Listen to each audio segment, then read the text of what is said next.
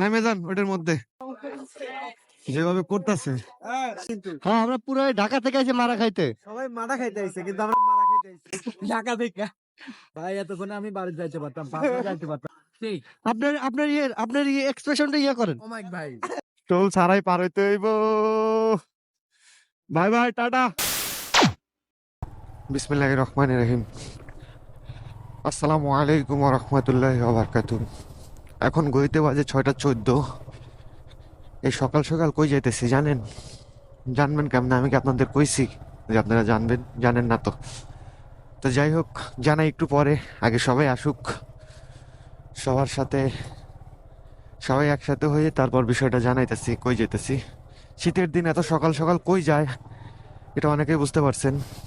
এই যে আমাদের সাগর সাহেব সবার আগে আইছে।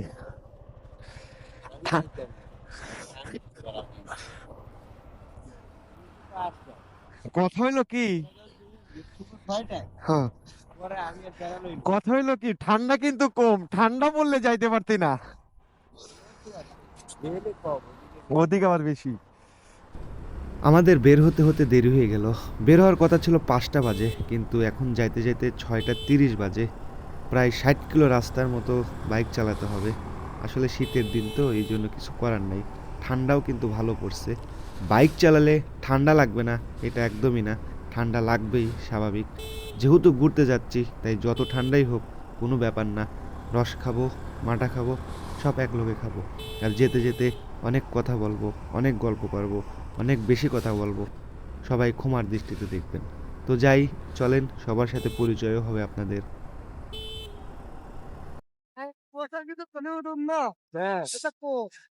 এই যে তুলতাছি, তোর খুব ছবি তোলার শখ, তোর তুলে নিছি, যা। তাইলেই তো হইছে। চিন্তা ছিল একটা মনে তুই লয়ে গেছস, আসলে হাতে নেনে টিন্ডে ছিল।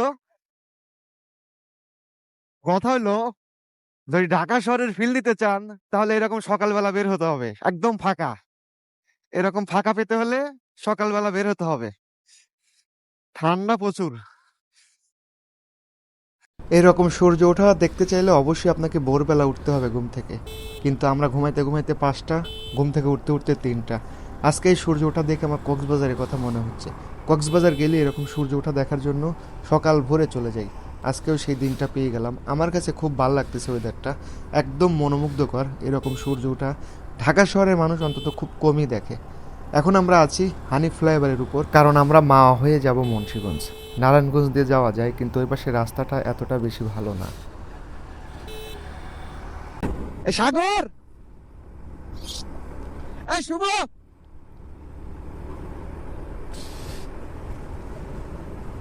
আগে গেলে চিনবো না। শুভ,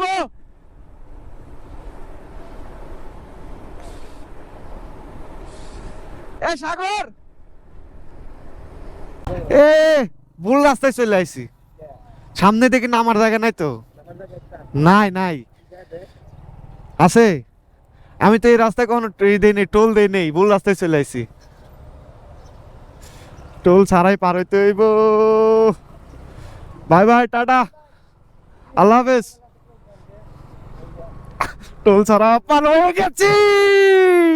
আমরা মূলত ভুল রাস্তায় চলে আসছি, আমাদের উচিত ছিল নিচ দিয়ে যাওয়া, কিন্তু ভুলবশত আমরা উপর দিয়ে চলে আসছি।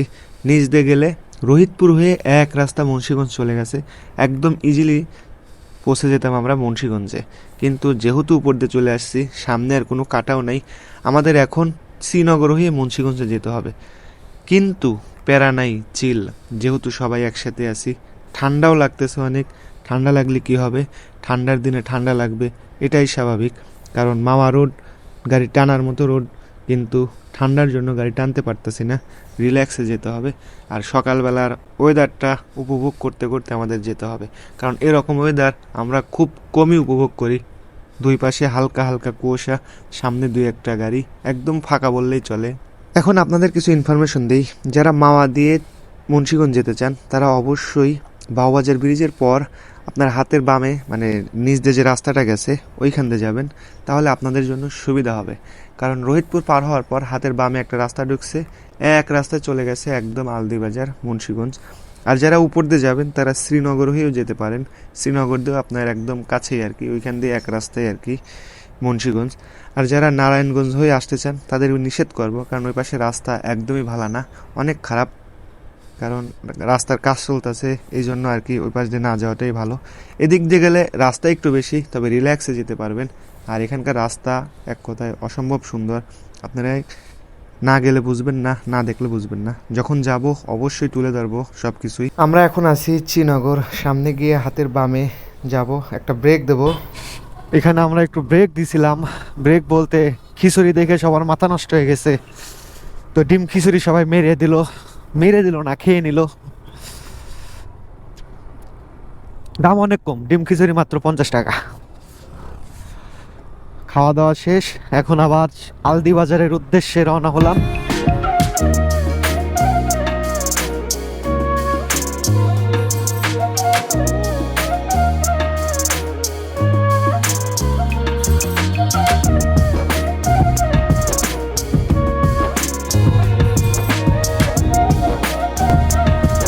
2 গাছের মাঝখান দিয়ে কুয়াশা দিচ্ছে হানা, সূর্যি মামা হালকা হালকা আলো দিয়ে কুয়াশাকে ঢেকে ফেলছে।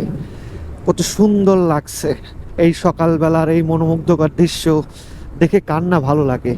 এরকম রাস্তায় আমি যদি 1000 কিলোমিটার বাইক রাইড করি আমার খারাপ লাগবে না, আপনাদেরও খারাপ লাগবে না।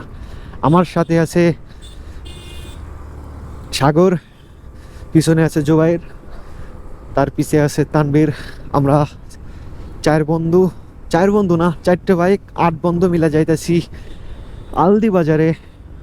আলদি বাজারে সেই বিখ্যাত মাঠা খেতে, মুন্সিগঞ্জে যেটা অনেক পপুলার। সেই মাঠা খাওয়ার উদ্দেশ্যেই আমরা বাসা থেকে বেরোইছি 5টা বাজে, কিন্তু আমরা রাস্তা ভুলে এইখান দিয়ে ঢুকে পড়ছি। আমাদের যাওয়ার কথা ছিল ওই পাশটা দিয়ে, কিন্তু ওই পাশটা দিয়ে গেলে এত তাড়াতাড়ি যেতে পারতাম, তো যেতে পারিনি।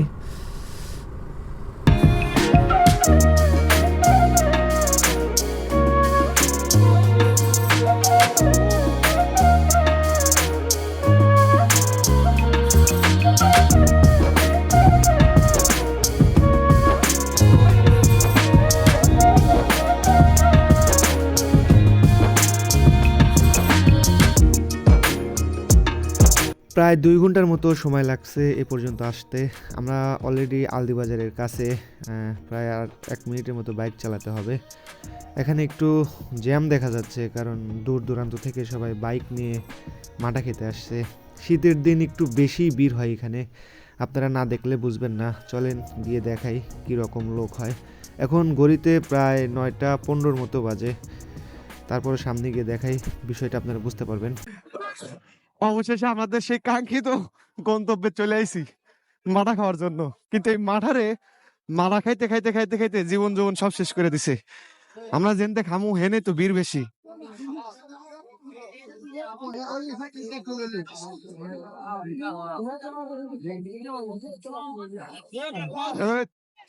নামে যান ওটার মধ্যে।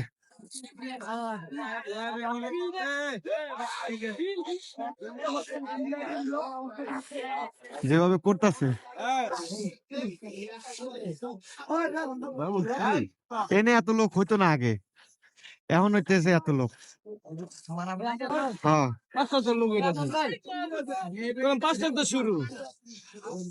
আগে তো এত লোক হতো না। খাওয়ার জিনিস যত কম তত লাভ। ভাগা ক্লিয়ার হবে, ভাগা ক্লিয়ার হবে। হ্যাঁ, আমরা পুরাই ঢাকা থেকে আইছি মারা খাইতে। সবাই মারা খাইতে আইছে, কিন্তু আমরা মারা খাইতে আইছি ঢাকা থেকে। ভাই এতক্ষণে আমি বাড়ি যাইতে পারতাম, যাইতে পারতাম, আমি মারা খাইতে আইছি। তার থেকে আমাদের সলপের গোলই ভালো আছে। মারা কিন্তু 101। সাবির মারাটা কেমন খেলে একটু কর। আপনার এক্সপ্রেশনটা ইয়ে করেন। ও মাই ভাই, আমার মাঠাও এর থেকে মজা। আপনার মাথা বলতে অমাইক মাথা, অমাইক মানে এর তুলনা হয় না। এই যে ওরে জিজ্ঞাসা করো, আমারটা তো পাতলা, অসম্ভব সুন্দর। আচ্ছা ওর মাথা তো পাতলা, গোন হইলো কেমনে? কার মাথা? ওর মাথা তো পাতলা। আমরা কি এটা মামুনের মাথা খাচ্ছি? তাহলে এটা কি? তুই কি ওর মাথা খাওয়া চেক করছিলি? না সাব্বির খাইছিল। আমাদের মাটা খাওয়া শেষ, এখন ঢাকার পথে আমরা রওনা হলাম।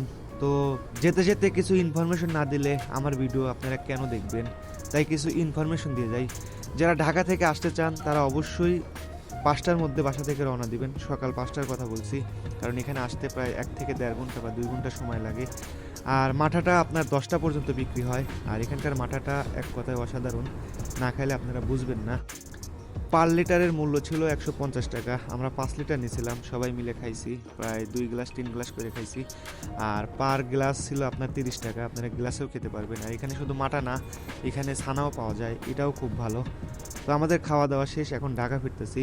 আর যারা এখানে আসতে চান তারা অবশ্যই বাইক বা পার্সোনাল গাড়ি নিয়ে আসবেন, কারণ বাইক বা পার্সোনাল গাড়ি ছাড়া আসলে আপনাদের অনেক জার্নি হবে। কারণ এখানকার মানে ডাইরেক্ট কোনো বাস নাই বা ডাইরেক্ট কোনো গাড়ি নেই। আপনার যদি বাসে আসতে চান তাহলে গুলিস্তান থেকে মুক্তারপুর একটা বাস আছে, ওই বাসে করে আসতে পারেন। আর যারা বাইক নিয়ে আসতে চান তাদেরকে আমি সাজেশন দেবো, আপনারা মাওয়া রোড হয়ে, শ্রীনগর হয়ে বা রোহিতপুর দিয়ে আসলে আপনাদের জন্য সুবিধা হবে। এদিক দিয়ে আসলে আপনাদের জন্য এক রাস্তা চিনতে সুবিধা হবে। আর যদি নারায়ণগঞ্জ হয়ে আসতে চান ওদিক দিয়েও আসা যায়, কিন্তু ওদিককার রাস্তা অনেক ভালো না, মানে অনেক খারাপ। তাই আমি বলবো আপনারা এদিক দিয়ে আসবেন, তাহলে আপনাদের জন্য সুবিধা হবে। এই ছিল আর কি। তো ভিডিওটা অনেক বড় হয়ে গেছে, আর বড় করব না, ভিডিওটি এই পর্যন্তই। আল্লাহ হাফেজ।